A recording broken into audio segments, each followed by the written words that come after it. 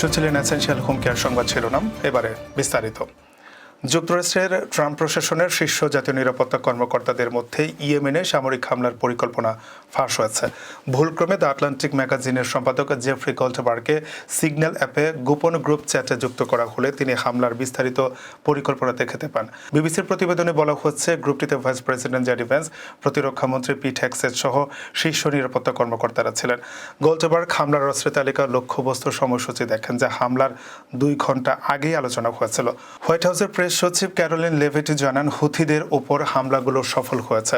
President Trump তার নিরাপত্তা টিমের প্রতি আস্থা রাখেন। প্রতিরক্ষামন্ত্রী হেগসেথ গোল্ডবার্গকে অবিশ্বস্ত বলে আখ্যায়িত করেন। ঘটনার পরে ডেমোক্র্যাট নেতারা তদন্তের দাবি জানিয়েছেন। সিনেটর চাক শুমার একে গুরুত্বপূর্ণ সামরিক তথ্য ফাঁস বলে উল্লেখ করেছেন। রিপাবলিকানরা এটিকে ভুল হিসেবে দেখলেও বিষয়টি জাতীয় নিরাপত্তা ব্যবস্থার দুর্বলতা প্রকাশ করেছে।